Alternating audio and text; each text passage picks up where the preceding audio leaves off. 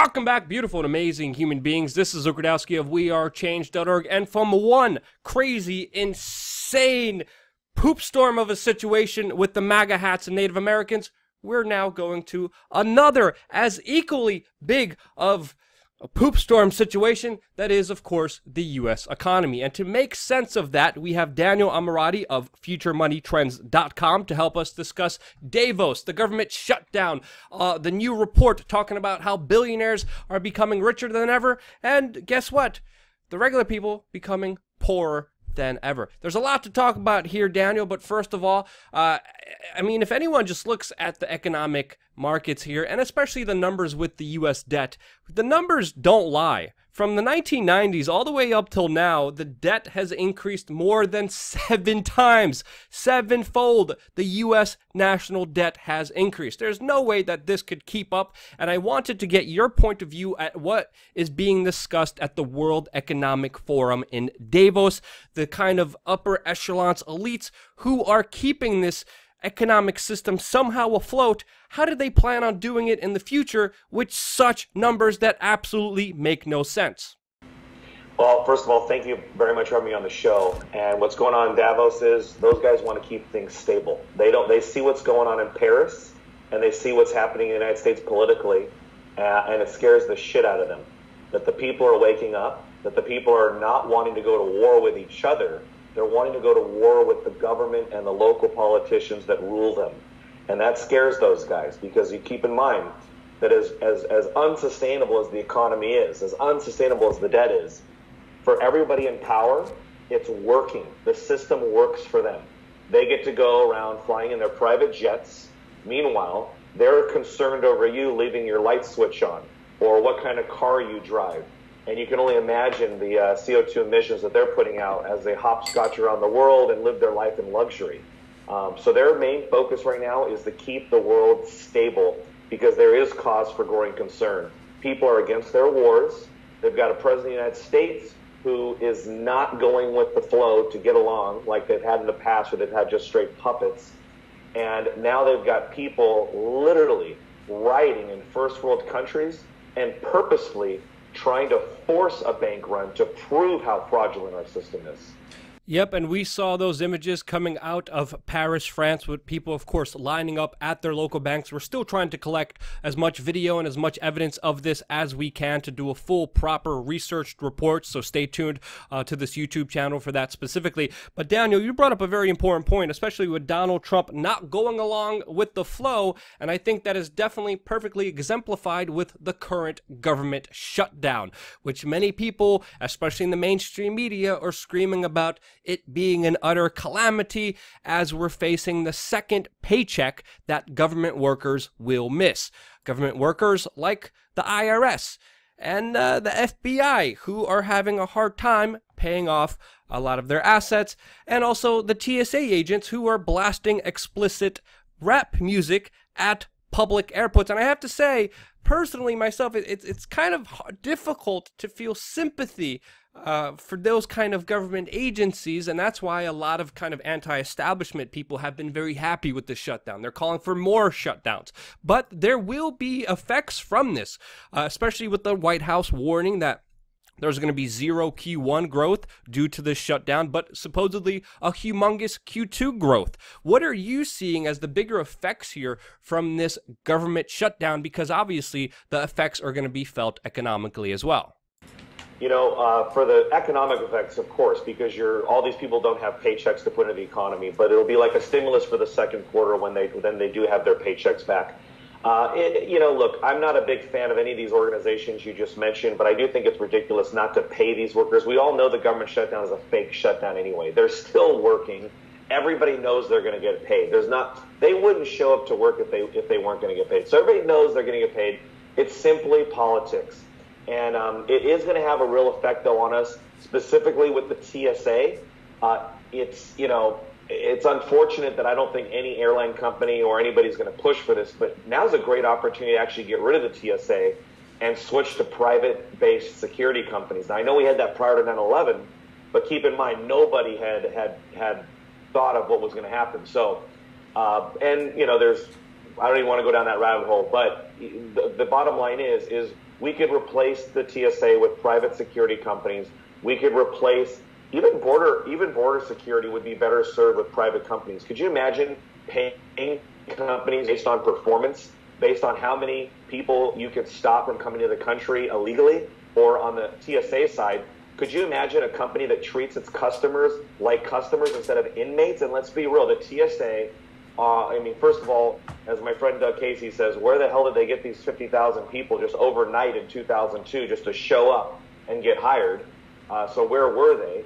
And all of a sudden you have these people who literally treat us like inmates often. Everybody's experienced. They treat you very badly, even children occasionally. I've had my 4-year-old, have to do, her arms up and completely get frisked because her Elsa shoes from Disney lit up, and therefore she had to be pulled off to the side. So I think it's a great time to remove the TSA. But for the most part, most of us, the great part about the government shutdown is most people aren't even noticing it.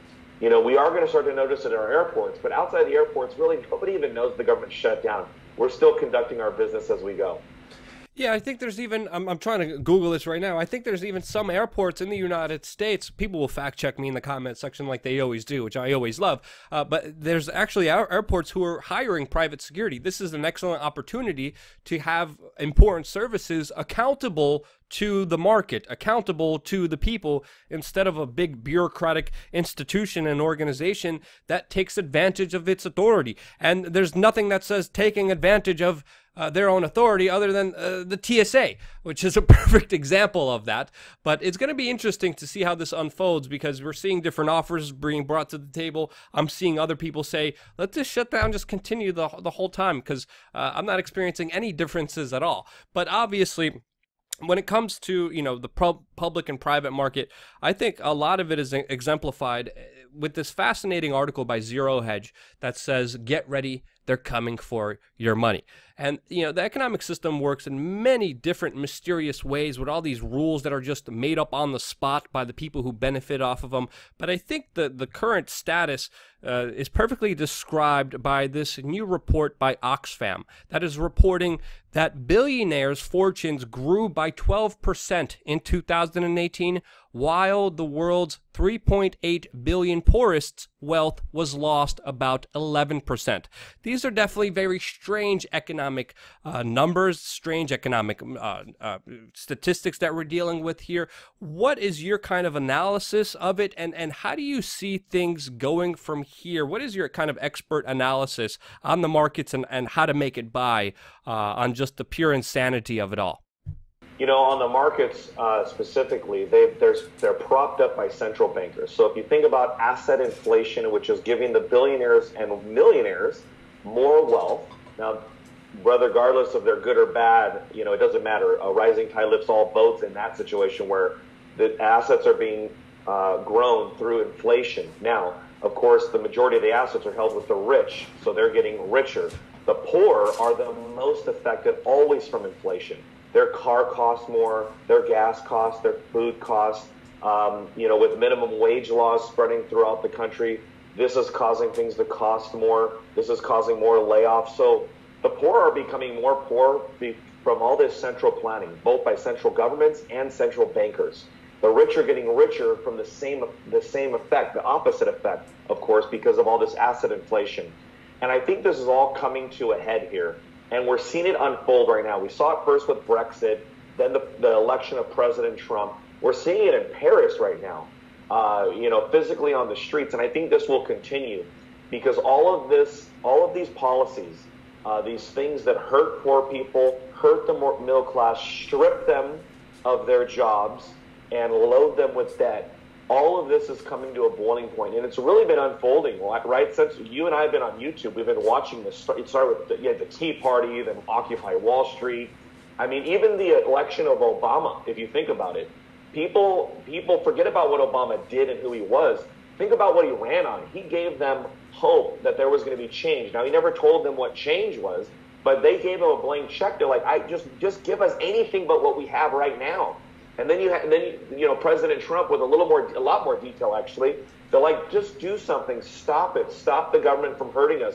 So I think over the next 10 years, it is going to be a fascinating thing to watch unfold as Western governments actually start to get overthrown and toppled either through the ballot box or through physical violence like you're seeing in Paris. And as far as how the markets will react, the markets can be very disconnected. So I don't think anybody should be basing off, speculating on what should happen to the Dow, because the Dow could go to 5,000 or the Dow could go to 50,000. Because keep in mind, the businesses that are in the Dow or in the market, they actually have real value. Coca-Cola has a real value. I think we could all agree on that. The problem is what does the value of the currency that's pricing the Coke in? So if the dollar goes down the drain and all these fiat currencies, you're going to have Dow 50,000, maybe even Dow 100,000. But if something happens to these currencies to where you actually have a deflationary crisis, you would see the Dow crash. But I don't think you're going to see that happen, because those guys in Davos right now, the worst thing for them that could ever happen is deflation. So I think, like Bernanke's article that you wrote back in the year 2000, I think they are literally willing to dump helicopters of cash on us before they see deflation. So I wouldn't necessarily even be out of the market right now, because I think it's better to hold some sort of real asset than just hold paper dollars. Yeah, but that's a very important aspect. And as we saw, especially with Barack Obama, the real change was really bankster change, where we saw trillions of dollars of stimulus money just go to him and his bunnies and the cronies who created the problem. And this is only going to happen more and more until we start wising up and start being more intelligent. And I've been saying, people, just be smart. Just, just a little bit of alternatives to the dollar would be very beneficial to you, even just 15% of your income. It doesn't have to be something crazy. Always do your research. Always do your homework. Daniel, I want to thank you for your news, your analysis. It's always it's been a pleasure having you on. And if people want to find out more about Daniel, check out futuremoneytrends.com. The link will be in the description. Daniel, is there anything else you want to say about just this crazy economic situation or about the work that you do? No, check out futuremoneytrends.com. You can subscribe to my letter for free. It's all paid for by advertisers. And I just want to say I'm a big fan of the show, and I get interviewed a lot. And this was the first time I was a little intimidated, because you travel so much. And, I read about Venezuela, right? You went there. So that when I hear those kind of things, I'm like, man, I hope everything that I'm reading and the people I'm speaking with, I hope I'm accurate, because obviously you've been on the ground. So I think me and everybody listening to this show is a huge fan, and we're so grateful, especially the times we're going in, Luke. We're going to need you more than ever. Well, Daniel, thank you so much for the expert news and analysis. Definitely important to have that as well. And yeah, it's usually a lot crazier than what we're being told on the ground. And as always, there's so much fake news and disinformation. So I want to thank you for helping me break down that important information to the viewing audience. If you guys appreciated this video, share it with your friends and family members. And once again, love you guys. Thank you so much for watching. Stay tuned for a lot more here on youtube.com/we are change.